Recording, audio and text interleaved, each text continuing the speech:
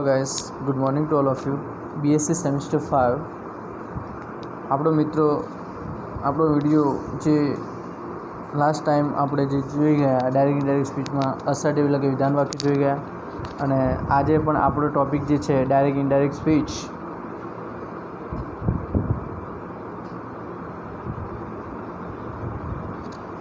Direct અને indirect speech જે છે બરાબર એ આપણે કન્ટિન્યુ રાખીએ છીએ। એમાં આપણે આજના વિડીયોની અંદર જે વાત કરવાની છે મિત્રો, આગળના વિડીયોની અંદર મેં જે અસર્ટિવ વિધાન તમને શીખવ્યા છે એના પછી મેં તમને 2-3 સેન્ટેન્સ ઘરેથી પણ કરવા આપેલા છે, બરાબર છે।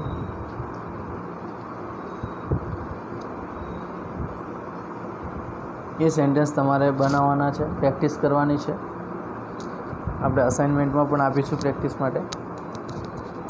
હવે આજે આપણે ડાયરેક્ટ અને ઇનડાયરેક્ટ સ્પીચની અંદર બીજો નંબર એટલે કે ઇન્ટ્રોગેટિવ સેન્ટેન્સની વાત કરવાની છે। કયા સેન્ટેન્સની? ઇન્ટ્રોગેટિવ।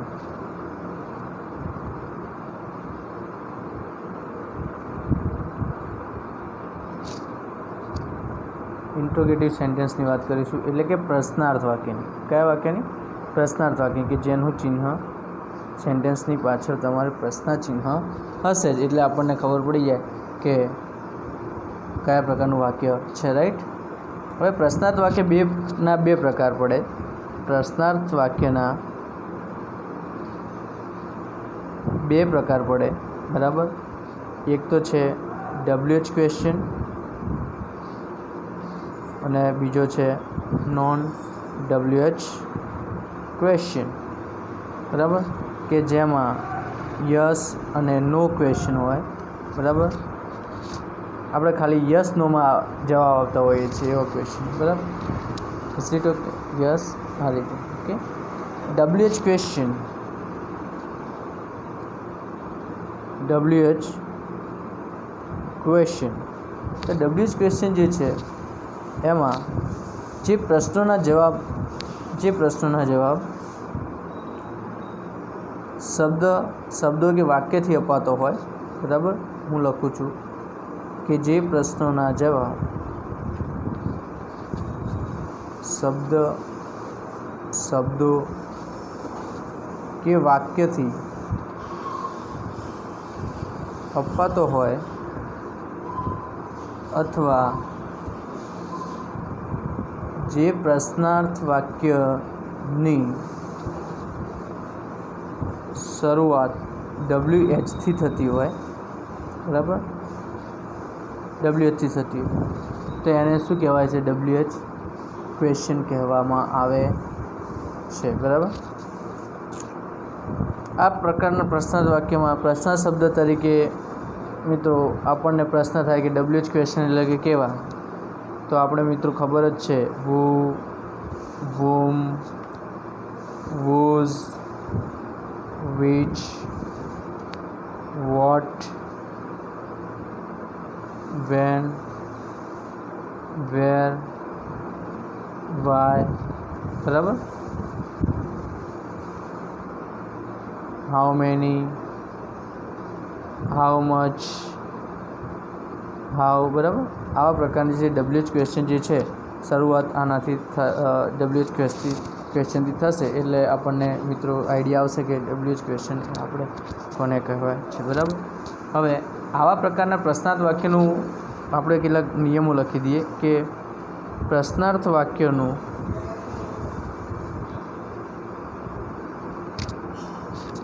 ઇનડાયરેક્ટ સ્પીચમાં રૂપાંતર થાય ત્યારે રિપોર્ટિંગ વર્બ RB તરીકે તમારે શેનો ઉપયોગ કરવાનો છે? આસ્કડનો। શેનો ઉપયોગ કરવાનો છે? આસ્કડનો ઉપયોગ કરવાનો છે, બરાબર। વિશેષ પૂછપરછ કરવી હોય તો ઇનડાયરેક્ટ સ્પીચમાં રિપોર્ટિંગ વર્બ તરીકે તમે ઇન્ક્વાયર્ડ ટુ પણ મૂકી શકો છો। ઇન્ક્વાયર્ડ ટુ વિશેષ પૂછપરછ માટે મિત્રો જે પ્રકારના પ્રશ્નાર્થ વાક્યનું સંયોજક આપેલ WH ક્વેશ્ચન શબ્દ ઇનડાયરેક્ટ સ્પીચમાં જે છે એ પોતે આવશે, બરાબર। હવે અહીંયા આગળ આપણે જ્યારે અસર્ટિવ વિધાન જે જોઈ ગયા હતા એમાં આપણે સંયોજક તરીકે આપણે ધેટનો ઉપયોગ કરતા હતા, રાઈટ। અહીંયા આગળ સંયોજક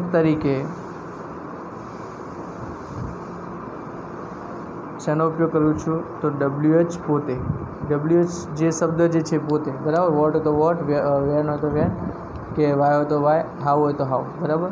તો આ રીતે આપણે એની ધ્યાન રાખવાનું છે. નોન WH ક્વેશ્ચનમાં કેવું છે મિત્રો, હું તમને ઓરલી કહી દઉં છે કે જે પ્રશ્નોના જવાબ માત્ર યસ નોમાં આપી શકાતા હોય, અથવા તો જે પ્રશ્નો ટુ બી અથવા તો ટુ હેવ કે ટુ ડુ કે કોઈપણ સહાયકારક ક્રિયાપદથી શરૂ થતા હોય તો એ પ્રશ્નો યસ નો ક્વેશ્ચન કહેવામાં આવે છે, બરાબર. પ્રશ્નાર્થ શબ્દ તરીકે ટુ બીના ક્રિયાપદો એમ ઇઝ આર કે વોઝ વરથી સ્ટાર્ટ થાય, હેવ હેઝથી કે હેડથી સ્ટાર્ટ થાય, કે ડુ ડઝ કે ડીડથી સ્ટાર્ટ થતા હોય એવા નો ક્વેશ્ચન એટલે કે નોન WH ક્વેશ્ચન એટલે કે જે ક્રિયાપદથી શરૂ થતા પ્રશ્નાર્થ વાક્ય છે, બરાબર. આપણે એમ કહીએ કે ઇઝ ઇટ ઓકે એવો પ્રશ્ન કરીએ તો ઇઝથી સ્ટાર્ટ થયું, રાઈટ. આ પ્રકારના પ્રશ્નાર્થ વાક્યનું ઇનડાયરેક્ટ સ્પીચમાં રૂપાંતર થાય ત્યારે રિપોર્ટિંગ વર્બ તરીકે આસ્કડ જ આવે. ઇનડાયરેક્ટ સ્પીચના રિપોર્ટિંગ વર્બ તરીકે ઇન્ક્વાયર ટુ ક્યારે મૂકી શકાય તો વિશેષ પૂછપરછમાં. સંયોજક તરીકે ઇફ અથવા વેધર મૂકી શકાય છે. ઇફ અથવા વેધર નોન WH ક્વેશ્ચન બનાવવો હોય તો તમારે સંયોજક તરીકે શેનો ઉપયોગ કરવાનો છે મિત્રો, ઇફનો ઉપયોગ કરવાનો છે, અથવા તો તમે વેધર, ઇફ અથવા વેધરનો ઉપયોગ કરીએ. ક્યારે નોન WH, જ્યારે WH હોય તો WH પોતે જ સંયોજકમાં આવશે, એ ખાસ તમારે ધ્યાન રાખવાનું છે. એના પછી આપણે એની રચના જોઈ લઈએ કે કઈ રીતે સેન્ટેન્સ બનાવી શકાય, બરાબર છે. તો ફોર્મેટ તમારે નોટ કરી લેવાની છે મિત્રો. તો એવી જ રીતે અસર્ટિવ વિધાનના જેવી રીતે કે બોલનાર કરતાં, એના પછી રિપોર્ટિંગ વર્બ તરીકે તમારે મેં તમને કીધું એ પ્રમાણે શું મૂકવાનું છે, આસ્કડ મૂકવાનું છે. જ્યારે વિધાન વાક્યમાં આપણે શું મૂકીતા, ટોલ્ડ, રાઈટ. એના પછી આવશે સાંભળનાર કરતાં, એના પછી સંયોજક તરીકે મેં તમને કીધું છે કે WH ક્વેશ્ચન પોતે આવશે, બરાબર. જ્યારે નોન WH હશે તો ઇફ આવશે, આ ખાસ ધ્યાન રાખવાનું, ઓકે. એના પછી શું આવશે, સંયોજક પછી કર્તા સ્થાન આવશે, પછી ક્રિયાપદ અને પછી અન્ય શબ્દો આવશે, બરાબર. હવે આપણે સેન્ટેન્સ લઈશું એક, અને સેન્ટેન્સ વાઇઝ આપણે સમજવાનો ટ્રાય કરીશું મિત્રો. અહીંયા આગળ હું તમને 2-3 સેન્ટેન્સ શીખવીશ, બરાબર, અને પછી સ્ટાર્ટ કરીશું મિત્રો. અગેન આપણે જોઈ લો કે ડાયરેક્ટ ઇનડાયરેક્ટ સ્પીચમાં ઇન્ટ્રોગેટિવ સેન્ટેન્સ જ્યારે બનાવીએ છીએ ત્યારે કઈ કઈ બાબતોનું ધ્યાન રાખવાનું છે. તો હું તમને કહી દઉં કે અગેન કે પ્રશ્નાર્થ વાક્ય 2 પ્રકાર આવે, એક WH ક્વેશ્ચન, બીજું non WH question. WH question જે છે એ WHથી શરૂ થશે. એમાં રિપોર્ટિંગ વર્બ તરીકે તમારે આસ્કડ જ મૂકવાનું છે. જ્યારે નોન WH હોય તો પણ શેનો ઉપયોગ કરીશું, આપણે આસ્કડનો ઉપયોગ કરીશું. રહી વાત સંયોજકની, તો સંયોજકમાં WH ક્વેશ્ચનમાં સંયોજક તરીકે પોતે મૂકવાનો. જ્યારે નોન WH ક્વેશ્ચન હોય તો સંયોજક તરીકે તમારે ઇફ અથવા વેધરનો ઉપયોગ કરવાનો છે, બરાબર. ફોર્મેટ આ પ્રમાણે બોલનાર કરતાં, સાંભળનાર કરતાં, સંયોજક તરીકે તમને ખબર છે, અને કર્તા સ્થાન અને કઈ રીતે ફેરફાર કરવાનો છે આપણે કોષ્ટક પ્રમાણે આમાં પણ કરવાનું રહેશે. તો એક સેન્ટેન્સ લઈએ, example.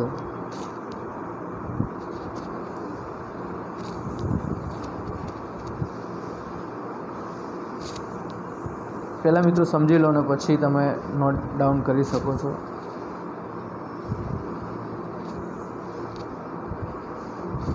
The manager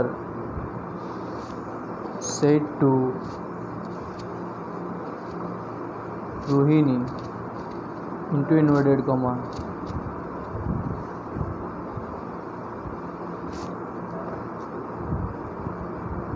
what are you talking with me now? પ્રશ્નાર્થ વાક્ય થયું. તો મિત્રો આપણને એ જ ખબર પડી જાય પ્રશ્નાર્થ વાક્ય, પ્રશ્નાર્થ ચિહ્ન ઉપરથી જ કે સેન્ટેન્સ કયા વાક્યનું છે, પ્રશ્નાર્થ વાક્યનું. એક્ઝામની અંદર મિત્રો તમારે કોઈ પણ સેન્ટેન્સ આવે તો સૌથી પહેલાં ડિફાઇન કરી લેવાનું કે સેન્ટેન્સ એ કયું છે, પ્રશ્નાર્થ છે, પ્રશ્નાર્થ છે, અસર્ટિવ છે કે એક્સક્લેમેટિવ છે કે ઓપ્ટેટિવ છે, રાઈટ. આ ખાસ તમારે ધ્યાન રાખવાનું રહેશે, બરાબર છે. હવે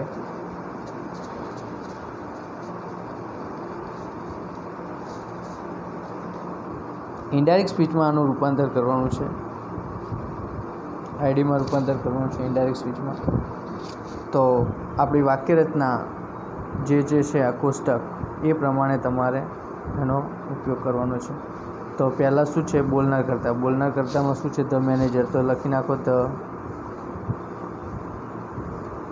મેનેજર, રાઈટ. હવે સેડ ટુ એટલે કે રિપોર્ટિંગ વર્બ તરીકે આપણે શું મૂકવાનું છે, આસ્ક્ડ. રોહિણી યથાવત રહેશે. હવે સંયોજક તરીકે આપણે શું મૂકવાની વાત છે, વોટથી છે તો આપણે શું મૂકી દઈશું, WH પોતે વોટ, બરાબર. એના પછી વોટ આર યુ, યુ એટલે કરતાં પહેલાં લેવાનો, બરાબર. કેમ કે જ્યારે પ્રશ્નાર્થનું ઇનડાયરેક્ટ સ્પીચમાં રૂપાંતર કરીશું એટલે વાક્ય કેવું બની જશે, વિધાન બની જશે. વિધાન બનાવવું જરૂરી છે માટે આપણે આર નહીં લઈએ પણ પહેલાં શું લઈશું, યુ. યુ એટલે મીન્સ કે રોહિણી છોકરી છે માટે આપણે શું કરીશું એનું સી. એમિઝ આર હોય તો મેં તમને કીધું કે વોઝ વર્ક કરવાનું, તો આર છે માટે અહીંયા આગળ સી સાથે વોઝ આવશે. વોઝ ટોકિંગ વિથ મી છે, મી એટલે મેનેજર પોતે, તો હીનું શું થઈ જશે, હિમ. અને નાવનું ધેન અને ડોટ. તો મિત્રો આ વાક્ય કેવું બની ગયું, વિધાન વાક્ય બની ગયું છે મિત્રો, સિમ્પલ. ચલો એના પછી બીજું એક સેન્ટેન્સ લઈએ, one more sentence. I said Jignesh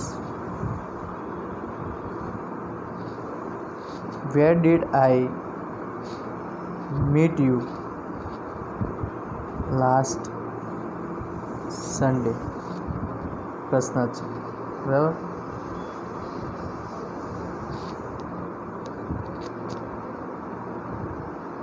past tense છે, ડેટથી ખબર પડી જાય છે.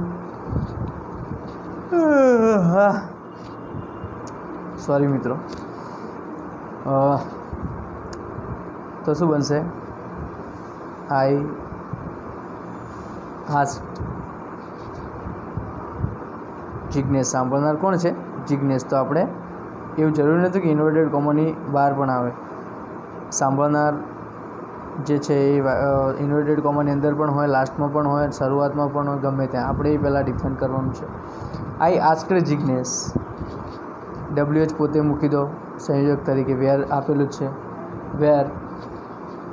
પછી ડીડ હોય તો શું કરવાનું છે, ભૂતકાળ હોય તો પૂર્ણ ભૂતકાળ કરવાનો છે. તો આઈ હેડ, તો એના આઈ જે છે, આઈ હેડ મીટનું શું થઈ જશે, met him. You means him, યુનું હિમ. ધ લાસ્ટ સન્ડે છે તો અહીંયા આગળ આપણે કરવાનું તો ધ પ્રીવિયસ સન્ડે છે મિત્રો, સિમ્પલ.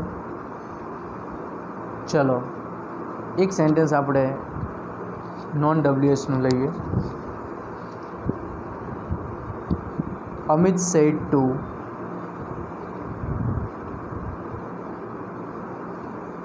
અનુરાધા,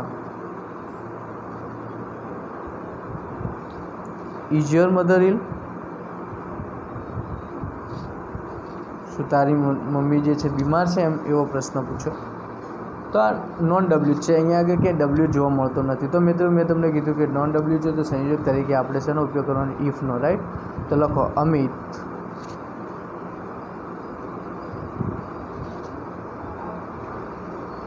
આસ્ક્ડ અનુરાધા, સંયોજક તરીકે ઇફ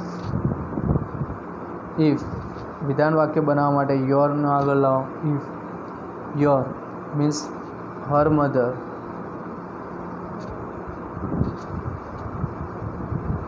ઇઝનું શું થઈ જશે અહીંયા આગળ, વોઝ ઇલ છે, સિમ્પલ.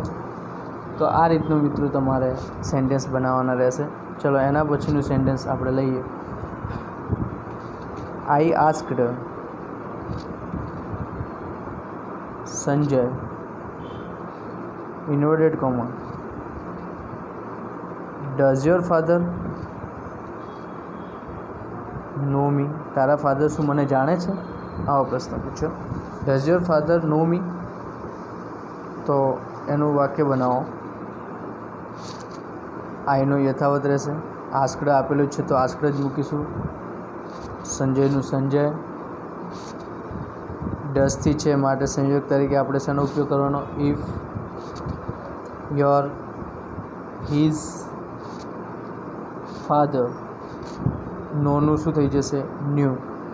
મીનું મી. આઈનું મી પણ મીનું મી જશે અને ડોટ. રાઈટ. તો મિત્રો આવા પ્રકારના સેન્ટેન્સ એ તમારે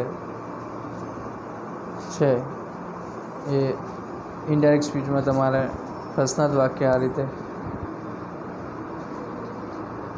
ફેરવવાના પૂછાશે.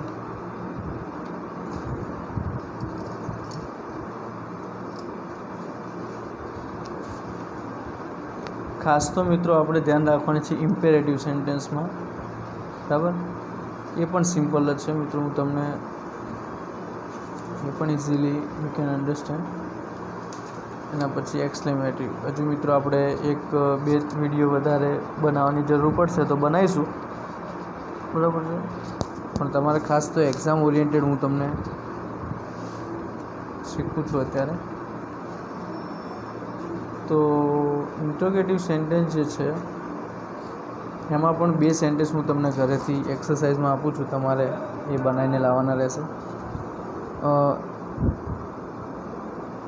નંબર 1. રોનક સેડ,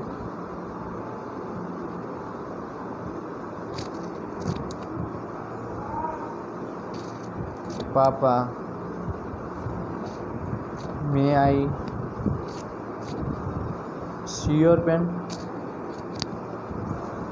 અને બીજું સેન્ટેન્સ લખી દો.